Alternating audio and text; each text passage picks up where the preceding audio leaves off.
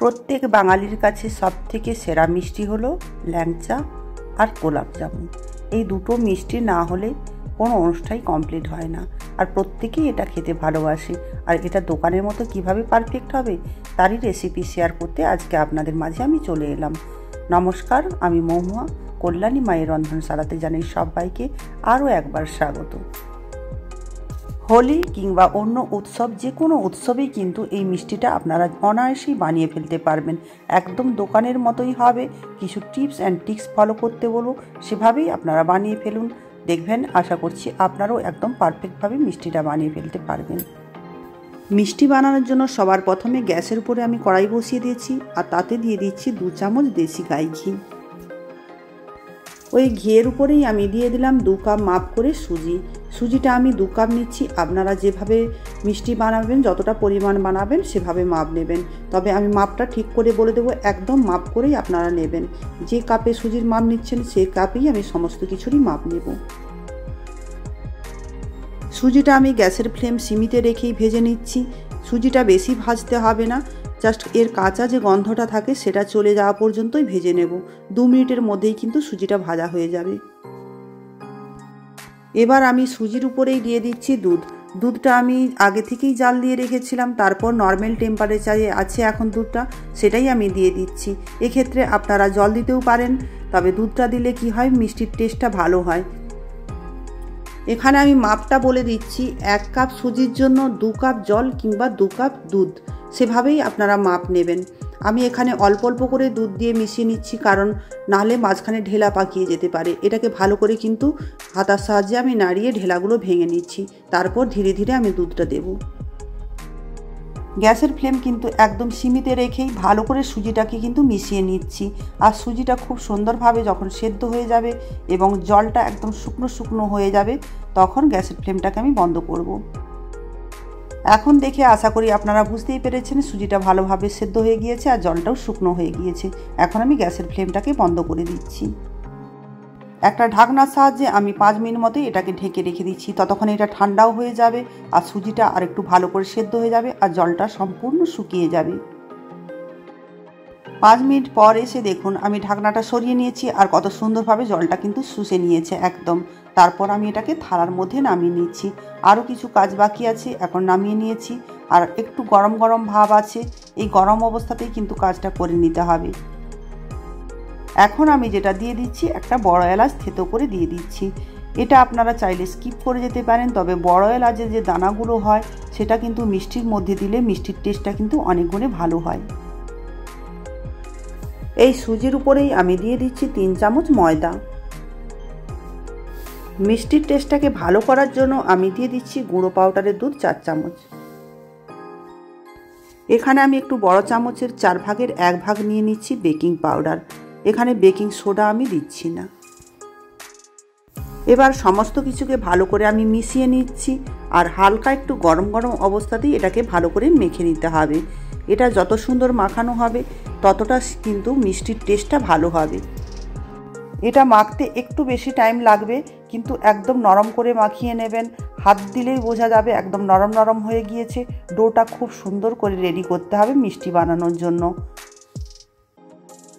সবার শেষে যেটা আমি দিয়ে দিচ্ছি 1 চামচ মতো এখানেও দেশি গাই ঘি। এটাও আপনারা চাইলে না দিতে পারেন, সাদা তেলও দিতে পারেন। আমি ঘিটা দিয়ে দিচ্ছি মিষ্টির টেস্টটা যাতে ভালো হয়। তারপর ঘিটা দিয়ে আরও একটু ভালো করে মাখিয়ে নিয়ে তারপর আমি এটাকে ঢাকা দিয়ে রেখে দেব। মিষ্টি বানানোর জন্য আমি গ্যাসের উপরে একটা ফ্রাইং প্যান বসিয়ে দিয়েছি। তাতে দিয়ে দিলাম সাদা তেল। সাদা তেল দিয়েই আমি মিষ্টিটা বানাবো।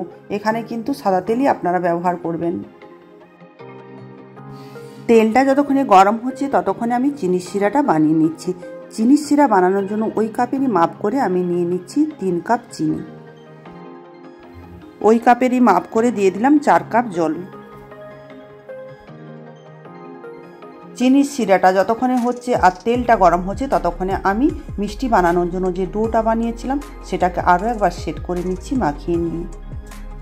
ডোটাকে আমি হাফ করে কেটে নিয়েছি আর দেখুন হাত দিয়ে ছোট ছোট লেচি কেটে নিচ্ছি। ঠিক মিষ্টির সাইজটা আমি যত বড় করব ঠিক সেভাবেই আমি লেচিটা কেটে নিচ্ছি। আপনারা যেরকম মিষ্টির সাইজটা করবেন সেভাবে লেচিটা কেটে নেবেন। এই লেচিগুলোকে আমি একটু বড় সাইজ করে কেটেছি, কারণ এগুলোকে আমি ল্যাংচার সাইজেই বানাবো। তার জন্য হাত দিয়ে ঠিক লম্বা লম্বা করে যেভাবে আমি বানিয়ে নিচ্ছি ঠিক এভাবেই শেপ দিচ্ছি। আপনারা যেভাবে শেপ দিতে চান সেভাবেই মিষ্টি কিন্তু বানাতে পারেন। সমস্ত লেচিগুলোকে ঠিক একই পদ্ধতিতে আমি বানিয়ে একটা প্লেটের মধ্যে রেখে দিলাম। ততক্ষণে তেলটা ভালোভাবেই গরম হয়ে গিয়েছে। এবার এগুলোকে আমি ভেজে নেব, তারপর বাকি মিষ্টিগুলো আমি বানিয়ে নেব। দেখুন তেলটা একদম গরম হয়ে গিয়েছে। এখানে তেলটা কিন্তু ভালোভাবে গরম করে নিতে হবে। তারপর গ্যাসের ফ্লেম মিডিয়াম টু হাইতে করেই কিন্তু এটাকে ভাজতে হবে, লো ফ্লেমে এটাকে ভাজবেন না। এখানে সব মিষ্টিগুলো একসাথে আমি ভাজলাম না। আর যখন আপনারা ভাজবেন ঠিক এইরকম একটা প্যান নেবেন। যদি গোল টাইপের কড়াই নেন সেক্ষেত্রে কিন্তু একটা মিষ্টি আরেকটা মিষ্টির গায়ে লেগে যাবে, তখন ভেঙে যাওয়ার চান্স আছে। আর এভাবে একটু বড় সাইজের যদি প্যান নেন তাহলে ভাজতে কিন্তু আপনাদের সুবিধা হবে। আর এগুলোকে একদম লাল লাল করে কিন্তু ভেজে ফেলতে হবে। এখানে চিনির শিরাটাও কিন্তু ভালোভাবে ফুটে উঠেছে। এই সময় আমি 4টে এলাচকে থেতো করে এই চিনির শিরার মধ্যে দিয়ে দিলাম, যাতে করে এই শিরাটার টেস্টটা কিন্তু ভীষণ ভালো হবে খেতে। তার জন্য বাকি যে ডোটা ছিল সেটাকেও এবার দেখুন ছোট ছোট করে লেচি কেটে নিচ্ছি। এটা গোলাপ জামুন বানানো হবে, এর জন্য একটু ছোট ছোট করে সাইজ করে নিচ্ছি। আর ঠিক এইভাবে গোল গোল করে মিষ্টিটাকে বানিয়ে নিতে হবে। মিষ্টিটা বানানোর জন্য কিভাবে এটা ভেজে নিচ্ছি দেখুন। ঠিক এইভাবে যখন লাল লাল করে ভাজা হয়ে যাবে আপনারা তখন নামিয়ে নেবেন। আমি এগুলোকে প্লেটে এখন নামিয়ে নিচ্ছি। ঠিক একই পদ্ধতিতে বাকি মিষ্টিগুলোকেও ভেজে নেব। আর গোলাপ জামুন বানানোর জন্য যে মিষ্টিগুলো আমি রেখেছিলাম সেগুলোকেও ঠিক একইভাবে ভেজে নিচ্ছি।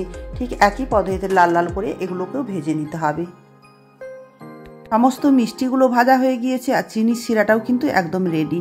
এটা কিন্তু বেশি গাঢ় হবে না, একটু পাতলা পাতলা শিরাটা হওয়া দরকার আছে। ঠিক চিটালো যে ভাবটা হয় সেটা যেন না হয়। আর এতে গাই ঘি দেওয়ার কারণ হলো মনে হবে যেন মিষ্টিগুলো আমি গাই ঘি দিয়েই ভেজেছিলাম, তার জন্যই আমি গাই ঘি দিলাম। এতে মিষ্টির টেস্টটাও কিন্তু ভীষণ ভালো হয়। এবার আমি মিষ্টিগুলো এই শিরার মধ্যেই দিয়ে দিচ্ছি। সমস্ত মিষ্টিগুলো দিয়ে দেওয়ার পরে আমি 2 মিনিট ধরে এটাকে আরও ভালো করে ফুটিয়ে নিচ্ছি।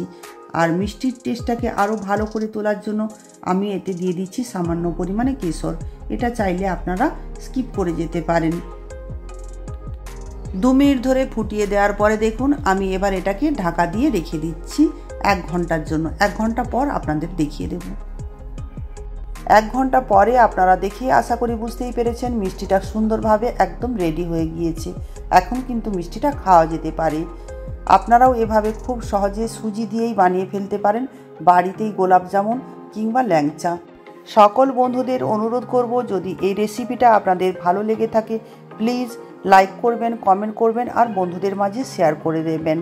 যে সকল বন্ধুরা নতুন এসেছেন এখনও পর্যন্ত চ্যানেলটাকে সাবস্ক্রাইব করেননি প্লিজ সাবস্ক্রাইব করে দেবেন, তাহলে পরবর্তীকালে আমি কোনো ভিডিও বানালে সবার আগে আপনাদের কাছে নোটিফিকেশন পৌঁছে যায়।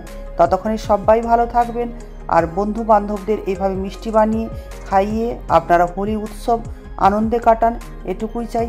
সবার হোলি ভালো কাটুক।